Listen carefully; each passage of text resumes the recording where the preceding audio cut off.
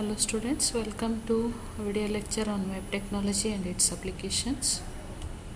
This is the course overview and course outcome.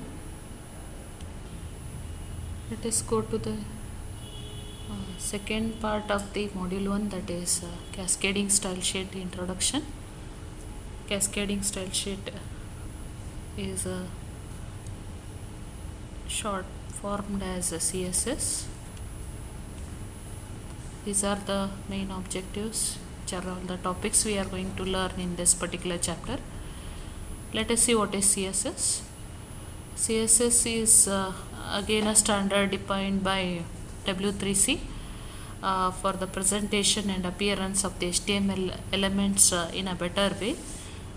With CSS we can assign font properties, colors, size properties, border properties, background images, and even we can mention the positioning of elements using the CSS. CSS is again a different language. It has its own syntax rules which are different from HTML, but it can be added directly to any HTML through the attribute called style, which is usually used inside the head element, or most commonly it is used as a separate text file, and then it is linked with the HTML file. These are the different benefits of CSS, why we should use CSS.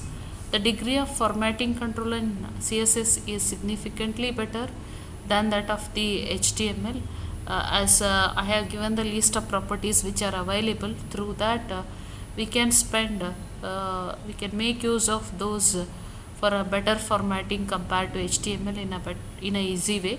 Websites become significantly maintainable, because if you want to make a change of any formatting, if you simply open one or two CSS files, you can do all the modification to that without affecting the actual content of the website. And CSS driven sites are more accessible. Site built using a centralized set of CSS file will be easier to download and upload also on the web, because it has a less content in the HTML file. It can be used to adapt a page for different output mediums also. So these all are the various benefits of CSS. So we will see the benefits as we move through the further part of this particular chapter or this particular section. There are various versions defined by W3C starting in the year 1996. Right now we are working, or we are studying CSS 2.1, but there is a draft available for CSS 3 by the W3C also, but it is not published or available publicly to the website generation yet. Whether it requires any changes to be done to the browsers when we are using CSS, that we will see here. Microsoft Internet Explorer, including all the versions of IE, are supporting the CSS2. In fact, almost all browsers are supporting the CSS2, that is the version 2 of the cascading style sheet. It has a reputation for being somewhat frustrating language. It is used with almost all popular browsers. So let us go for main section of this particular chapter, that is how to use the CSS. What is the syntax we need to follow in order to make use of the CSS. So here the syntax is shown with four main parts. One is rules, properties, values, and declarations. So as we know that when we define a program, we say that it is a set of instructions. We can define a CSS document as a set of style rules. It consists of one or more style rules inside it, and one particular rule consists of a selector which is able to identify the HTML element or tag, we can say, and it is followed by a series of property and value pair. So this one pair we call as a declaration, right? So here is a syntax, selector, which indicates for which HTML element or which tag of the HTML document we would like to apply the style rule, and a rule is specified within the curly brackets. This declaration is made up of property value pair. In between we have a colon, And we can have a block of declaration also, that is within a curly bracket we can mention any number of rules separated by semicolon. Here is an example according to the syntax. EM is one particular tag. This is applied to EM tag. This particular rule is applied to EM tag. So EM is a selector here. In curly brackets, we are modifying the property color. The value of that we would like to set as red. So this is the way we can write the rule for one particular tag. Or else you can see another example here. We want to specify the style rule for a paragraph. The rule that we would like to apply is we are mentioning that in terms of three different declarations.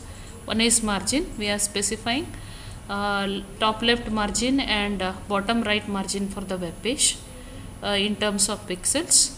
Font weight you are specifying whether it should be normal, bold, or bolder, boldest we can use in order to specify the thickness of the letters text that we are going to display in terms of the description as well, rather than giving it in terms of pixels or points. We can mention the words like regular, not regular, normal, bold, bolder, boldest can be used. The font family for paragraph we are specifying it with the three values here: Arial, Helvetica, Sans Serif. As I discussed previously also, if one of them is not supported, then it is supported by the browser. The alternative is provided here.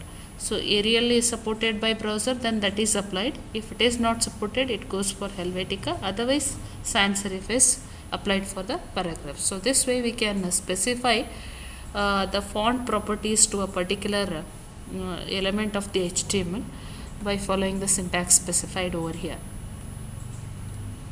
So declaration block means what I already told you. You can have a single declaration or set of declaration rules. If you have a set of declaration rules, we call it as a one block. We can specify multiple property and value in one particular block itself. Like we have taken an example of paragraph, which is showing you a declaration block where we are specifying a set of rules containing property value pairs.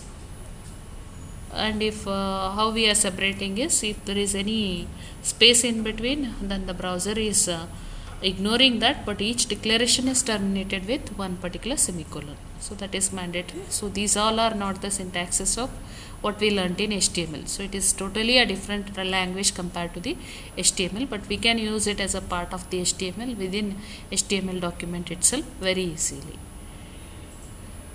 Then what is selector? We will see.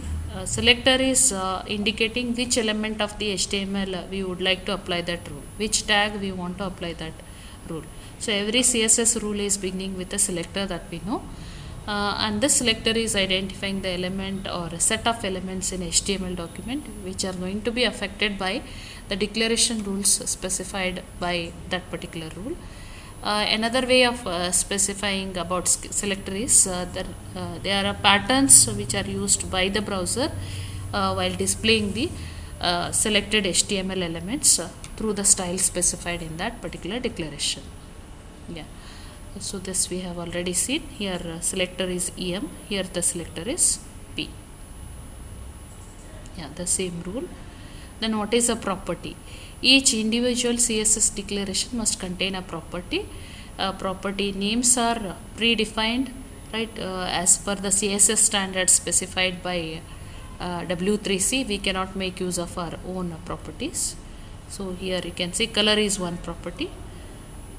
Similarly, we have font family, right, font weight. These are all the properties.